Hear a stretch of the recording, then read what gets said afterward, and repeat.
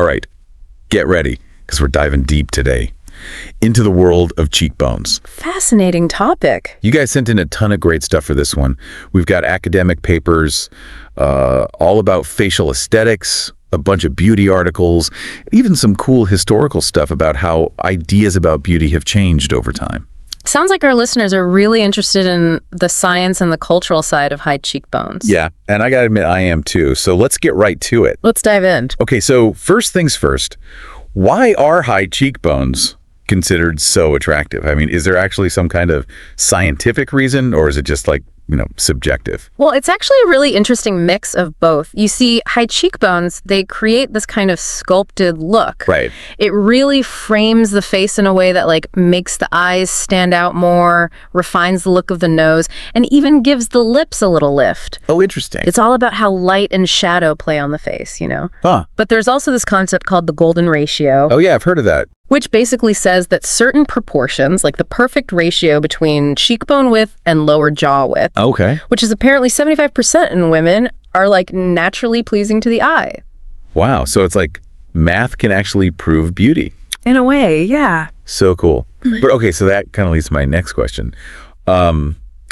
Does that mean we're all just stuck with what we got from our parents? Like, if you weren't born with high cheekbones, are you just out of luck? Right. Or can you actually, change how prominent your cheekbones are?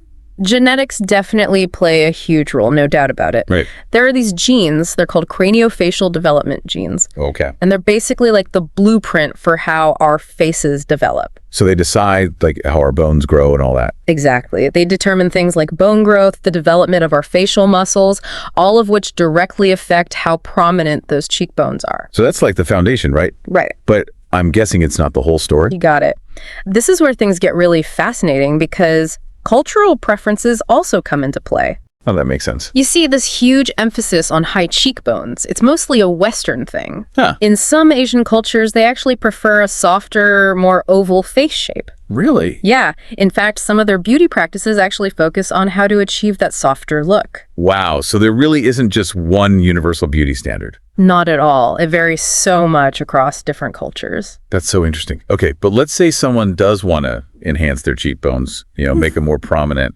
What kind of options are out there? The stuff you guys had mentioned a bunch of different things. Oh, yeah. There's a whole range of possibilities. Everything from temporary enhancements to permanent surgical procedures. Wow. Let's start with dermal fillers, which are super popular right now. Okay. These are basically injections of hyaluronic acid. Okay. It's a natural substance, actually, that's already in our skin. Oh, I didn't know that. And what it does is it adds volume and lift to the cheeks, giving you that sculpted look. Restylane Lift and Juvederm Voluma are two of the most popular ones. Yeah, those names sound familiar. I think I've seen ads for those. Probably. They're really common. And they work pretty well. Yeah, they're considered very effective. But of course, they're not permanent. Right. What if you want something that lasts longer? Well, for people who are looking for a permanent solution, there are surgical implants. Ah. These are usually made of silicone, and they're surgically placed right over the cheekbones. Oh, wow. So that's a pretty big decision. It is. It's a more dramatic change, and it takes longer to recover from the surgery. I bet. Some people even combine implants with a facelift for really, really transformative effect. Wow, a total transformation. Yeah. But there are also some less invasive options, too. Oh, okay. Like buccal fat removal. What's that? So basically, it slims down the cheeks, Oh, interesting. which can make your cheekbones look more sculpted just by emphasizing the bone structure that's already there. Oh, I get it. So that's like a contrast thing. Exactly. And then you have threads. Threads? Yeah, they're these absorbable sutures that lift and tighten the skin, which can give a subtle enhancement to the cheekbones. Huh. So there are a lot of options depending on what kind of look you're going for. Yeah, there really is something for everyone. Okay, well, speaking of naturally sculpted features, I have to bring up Zendaya. Ah, yes. I mean, her cheekbones are amazing. Absolutely. They're practically iconic at this point. She's a perfect example of how high cheekbones can give you this really versatile look. Right. They add strength and sophistication to her when she's on the red carpet, but then they also give her this youthful radiance in her everyday style. It's true. And she's so influential when it comes to beauty trends. It's really interesting to see how those cheekbones play into her whole appeal. She really does embody that modern ideal of high cheekbone. Totally.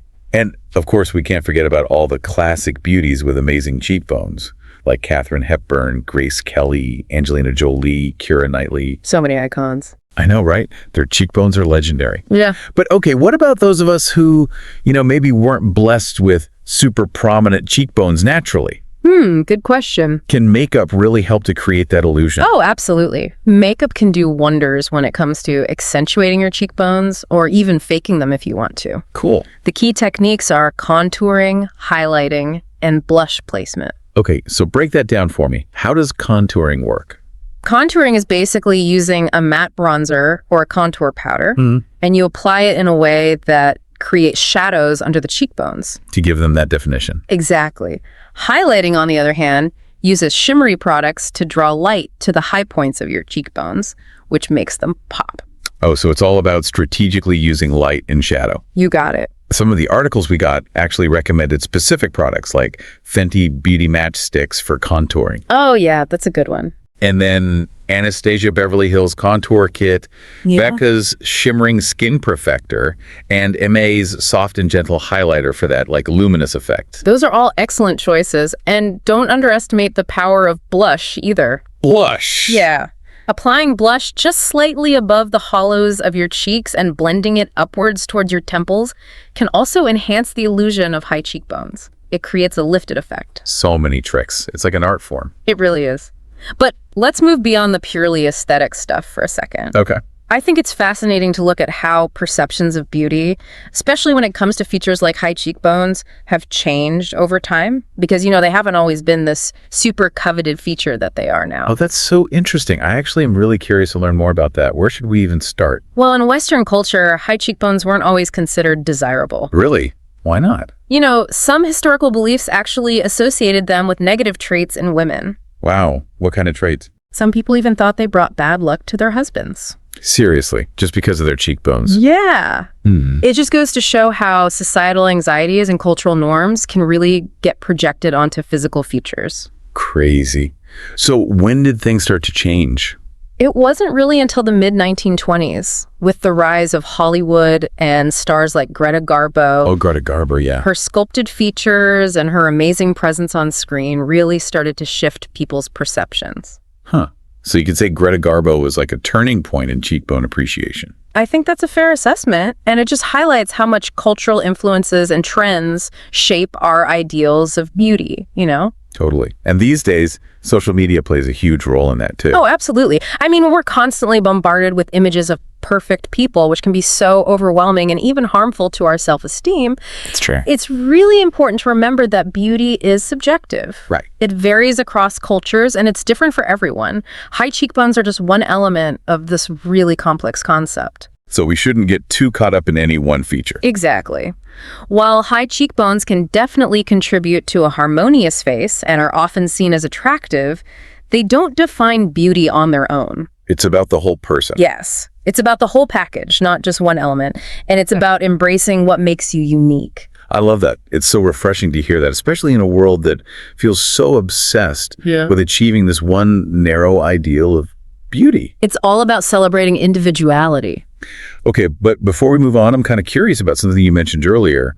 You said that some historical beliefs associated high cheekbones with negative traits in women. Can you tell me a little more about that? Sure. In some cultures, if a woman had high cheekbones, people thought it meant she was strong-willed or even dominant. Oh, wow. And some even went as far as to say that they brought bad luck to their husbands. No way. That's so wild. It's a perfect example of how cultural anxieties and norms can get projected onto physical features, even something like cheekbones. It really makes you think about how much our perceptions of beauty can be influenced by things beyond just aesthetics. Absolutely. I mean, what was once considered a negative trait is now celebrated as a symbol of beauty and strength. It's amazing how much things can change. It is. It's a powerful reminder that these standards are constantly evolving and shouldn't be taken as absolutes. I totally agree. Which actually brings up another interesting question. What's that? How do these different cultural beauty standards actually translate into practices?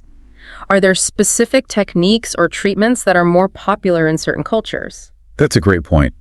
We've been talking a lot about Western ideals, but I'd love to learn more about how other cultures approach beauty, especially when it comes to cheekbones. Well, for example, in some Asian cultures where that softer, more V-shaped face is considered ideal, Yeah. treatments like masseter or Botox injections are pretty popular. What do those do? They reduce the size of the jaw muscles, which makes the jawline slimmer and the cheekbone area less prominent. So it's almost the opposite of what we see in Western beauty trends, where the focus is on making cheekbones bigger. Exactly.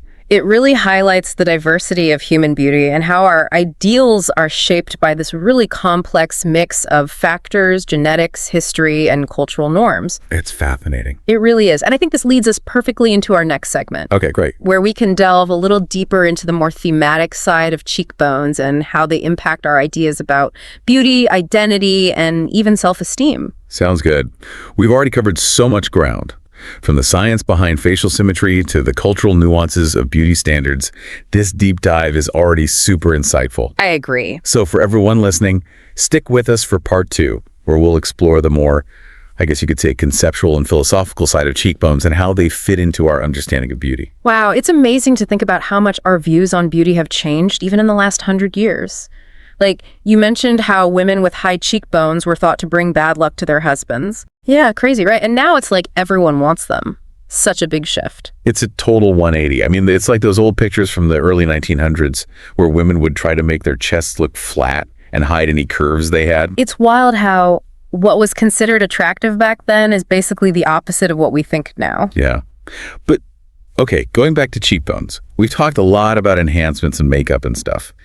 But do you ever worry that focusing too much on one feature, even one that's as sought after as high cheekbones, could be, I don't know, kind of a bad thing? That's a good point. I mean, there's nothing wrong with wanting to enhance your features and feel more confident, but Right. it's so important to remember that beauty is about the whole person. Yeah, not just one specific thing. Exactly. It's about the whole package, not just a single element. That makes sense. But I'm curious, for people who do choose to get enhancements like fillers or something, is there any research on how that affects them psychologically? Oh, yeah. That's a really interesting area of study. Does it actually like boost their self-esteem? It seems like it can. There's a growing body of evidence showing that facial aesthetic treatments, even ones that focus on the cheekbones, can have a positive impact on people's self-confidence and how they interact socially. Oh, wow. It's not just about the physical changes themselves, but also about how those changes make people feel about themselves. So it's more about feeling comfortable in your own skin than trying to achieve some like perfect standard of beauty. That's exactly it. And I think that's a really powerful message, especially for young people today who are growing up in this world where there's so much pressure to look a certain way. It's true, there's so much focus on image now. It's more important than ever to emphasize that true beauty comes from within, from embracing your individuality and focusing on your strengths and what makes you unique. Totally. But even though we're talking about just one feature, cheekbones, these beauty standards can have like bigger societal implications too, right? Oh, for sure. They can definitely influence how we perceive other people and how we treat them, even in things like hiring decisions or social interactions. And they can even affect our own self-worth. So it's really important to be aware of these biases, both the ones we're conscious of and the ones that we might not even realize we have. It's like that whole halo effect thing, where people who are seen as attractive are often assumed to have other positive qualities, even if those qualities aren't actually there. Exactly. And those perceptions can be really powerful. They can. Okay, but let's shift gears a bit. We've talked about the cultural side of things and even a bit about the societal impact, but we haven't really touched on the evolutionary aspect. Is there like a biological reason why we find high cheekbones attractive? There are some really interesting theories out there. Okay, tell me. Well, one theory suggests that certain features, like high cheekbones, signal youthfulness and good health, which are obviously desirable traits from an evolutionary standpoint. So it's like subconsciously we're attracted to features that might indicate a healthy potential mate. That's the idea. Makes sense. Those features could suggest strong bones, a good immune system, even good genes. Of course, it's just a theory. Right. But it's a really interesting one, and it adds another layer to our understanding of why we find certain features appealing. It's like our brains are programmed to notice those little cues, even if we're not aware of it. But it's not just about the features themselves, right? I feel like the context matters too. You're totally right. Think about how lighting or makeup or even someone's facial expression can affect how we see their cheekbones. A good photographer or makeup artist can really accentuate those features and make them stand out. It's amazing what a difference those subtle things can make. But ultimately, personality has to play a role too, right? Like someone with a genuine smile and a warm personality is instantly more attractive no matter what their bone structure is like. Absolutely. Beauty is multidimensional. Right. It's this mix of physical features, personality, and how we present ourselves to the world. It's like those iconic figures we talked about before, Zendaya, Katharine Hepburn, Grace Kelly. They all have that special combination of striking features and undeniable charisma. They really do.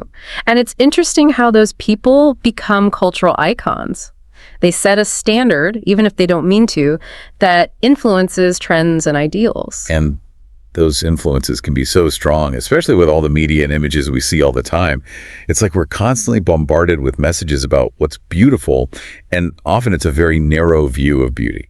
Yeah, you're right. It's more important than ever to be critical of those images and recognize that those idealized versions of beauty aren't realistic for most people. Right. We have to question whether those standards are really inclusive and representative of different types of beauty, or if they're just promoting this limited and often unattainable ideal. It's like a good reminder to not compare ourselves to those images too much. Exactly. True beauty comes in all shapes and sizes, and yes, even all cheekbone structures. And I think that brings us back to one of the most important points we've discussed, the power of self-acceptance. Right, loving what you've got. Exactly. It's about embracing your own unique features, whether or not they perfectly fit those conventional beauty standards. And it's about recognizing that beauty is so much more than just physical appearance. Well, I love that. It's about confidence, kindness, intelligence, humor, passion, values, all the things that make us who we are. Well said. So, if we had to sum up this whole conversation into one main message, what would it be? I think the takeaway is this. Beauty is complicated and it's always changing. It's influenced by so many things, our biology, our cultures, the media we consume, our personal experiences. All of these things come together to shape what we find beautiful. It's a journey, not a destination. Exactly. And while there's nothing wrong with wanting to enhance your features, it's important to do it for yourself, not because of some external pressure. Right, for the right reasons. Exactly. It should be about feeling good in your own skin and expressing who you are, not about chasing after some unattainable ideal. We've explored so much in this deep dive already. It's been really fascinating. Any last thoughts for our listeners as we wrap up this part of the conversation? I would just encourage everyone to really think about their own personal views on beauty. Yeah. How have your views been shaped? What do you truly value in yourself and in other people? And how can you cultivate a more inclusive and empowering understanding of beauty in your own life? Those are great questions to consider. It's about becoming more aware of the messages we've absorbed and actively choosing to embrace a broader definition of beauty. It really is. So, to everyone who's joined us for this deep dive into the world of cheekbones, thank you so much for listening. Yeah, thanks for being here. We hope you've learned something new, questioned some old ideas, and maybe even gained a fresh perspective on beauty. And remember, true beauty isn't about fitting into a mold.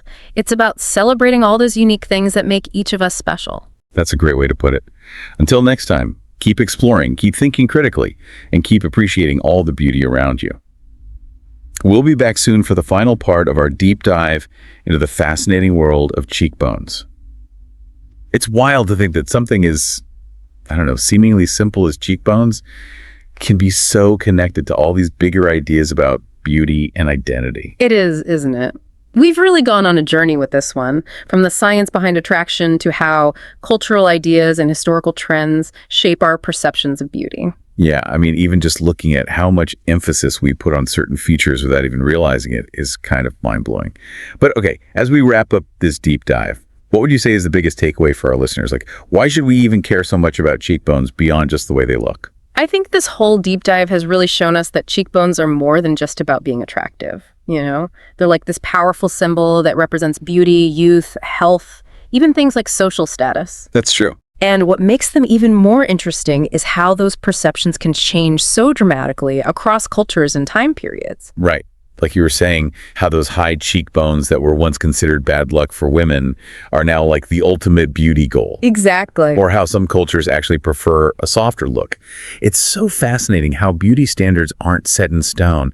They're constantly evolving and changing. Totally. It all comes back to the idea that beauty isn't objective or universal.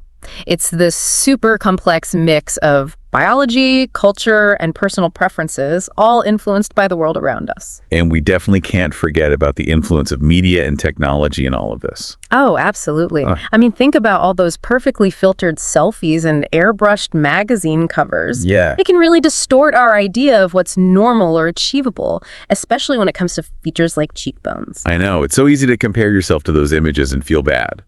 But they're not even real most of the time. Right. That's why it's so important to develop what's called media literacy. Media literacy. It's basically the ability to look at those images critically and recognize that they're often just trying to sell us something. They're not necessarily a reflection of real beauty, you know. It's like those before and after photos for beauty products or procedures. They never show you all the behind the scenes stuff, like the lighting, the makeup, the editing that goes into making those transformations look so dramatic. Exactly. So it's important to remember that real beauty comes in all forms, all shapes, sizes, and yes, even all cheekbone structures. And that brings us back to one of the most important themes we've talked about, which is the power of self-acceptance. Right. Loving yourself for who you are. Exactly. It's about embracing your own unique features, even if they don't fit perfectly into those conventional beauty standards.